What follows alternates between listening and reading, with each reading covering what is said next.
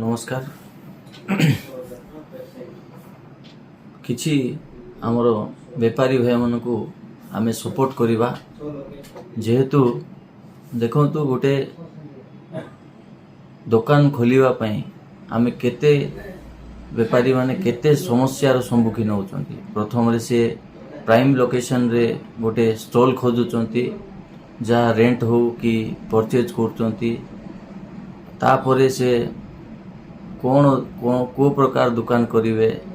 ता विषय रे बहुत चर्चा चिंता करचंती। तापरे से गोटे फर्निचर केमती स्टाइल रे होबो केमती होबो रेक काउंटर गुडा को ता पई से खर्चांत करिकि रेक काउंटर करचंती। रेक काउंटर परे देखंतु बिजुली करेंट आउचंती निजर ना रे तापरे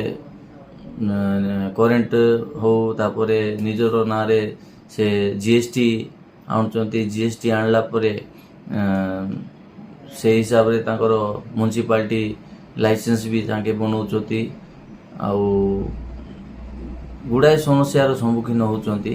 तापरे जाइकि से दुकानटा ओपन करूचंती। दुकान ओपनिंग करला बेलकु आउरी गुड़ाए चिंता करूचंती जाइकि ठीक जगारू परचेज करिवाटा सामान गुड़ा को देखी परखी करी ताको आनिकी एरिया वाइज रे से जिनस जाक खोजिकी आणुचंती। दुकानटा को भरपूर सामान आणुचंती एक्स्ट्रा सामान आणुचंती जहाँकि जदि बिजनेस न हुए से भितर किसी जिनस एक्सपायर हो जाए जटा कि तांकर हाथर लॉस हुए कंपनी कौन सी जिनस रिटर्न नियंती नहीं एक्सपायर हो जाए किसी ट्रांसपोर्ट रे आसवा समस्या किसी फाटी जाए किसी चिरी जाए किसी चोरी हो जाए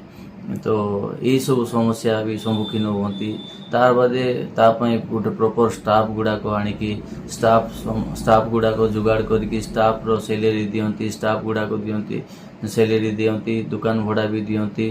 आउ बहुत किछि सैक्रिफाइस से माने करंती।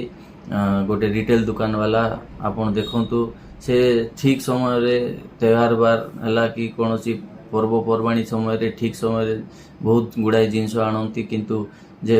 से पर्वपर्वाणी जदि बिक्री हुए नहीं आ सामानटा रही जाए तो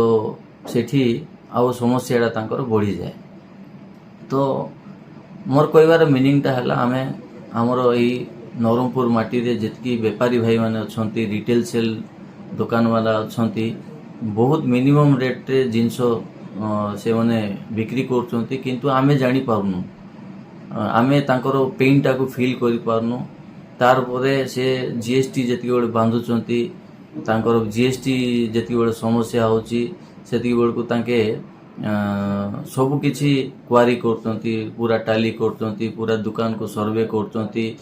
स्टॉक सामान अछि कि नहीं स्टॉक केते बिक्री हैला केते सामान हला कि नहीं केते केते किनलु केते रे बिकलु तार जीएसटी परसेंटेज केते तार इनकम टैक्स केते सब किछि तांके कैलकुलेशन करिकि बांधुचंती आउ बिजनेसटा करचंती किंतु आमे कोन करचु तांकर कोनोसी समस्या को फील न करिकि आमे डायरेक्ट आमे ऑनलाइन रे परचेज करचु किछि ताकू आमे किछि देखुनु जानुनु कि लोकालिज्म रो हमर कोनोसी चिंताधारा भी न थाए सेति को मगैला को आउ एठी जो जिनस क्लियरली आमे देखि पारचु से जिनस आमे क्लियरली देखि आउ गोटे जिनस देखंतु पूरा वेरीफाई करिकि तांगे आनी थाउचंती एमती नै कि डुप्लिकेट आनिबे बिकी देबे ए सब नै जेहेतु तांगे गोटे रेट को देखिकि तांकर गोटे नॉलेज जहाँ अच्छी सीटा निजर एफर्ट पूरा लगे कि से जिनसटा को आनी थाउचंती आउ ठीक रेट रे केमती देबा कॉम्पिटिटिव मार्केट जेहेतु रिटेल मार्केटटा से ठीक रेट रे आमे केमती बिक्री करले हमठी कस्टमर आउरी आसीबे बोली कस्टमर रो सैटिस्फैक्शन पय सब बळे चिंता करंती से हिसाब रे जिनस किणंती आणंती। तो गुड़ाए समस्यार सम्मुखीन होती हमर बेपारी भाई माने रिटेलर गुड़ाक आ मिनी होलसेलर गुड़ाक से माने गोटे साधारण वर्ग रे ही थांती ताके 24/7 दुकान खोलिकी बस थांती सकाळे 9टा रु राती 9टा जाए घर द्वार छाड़ी निजर पिला माइकना छाड़ी पूरा झाड़ नाल होइकी बस थांती लाइट थाउ न थाउ गवर्नमेंट कौन सी सपोज करंतु कौन सी ରେଲି ଫେଲି ବାହାରିବାର ଅଛି କି ଗଭର୍ଣ୍ଣମେଣ୍ଟ ଡିକ୍ଲେୟାର କଲା ଆଜି ଦୋକାନ ବନ୍ଦ, କେଉଁ ପାର୍ଟି ଦୋକାନ ବନ୍ଦ ଡିକ୍ଲେୟାର କଲା, ଦୋକାନ ବନ୍ଦ କରନ୍ତି, ଭାଇମାନେ ସବୁଠି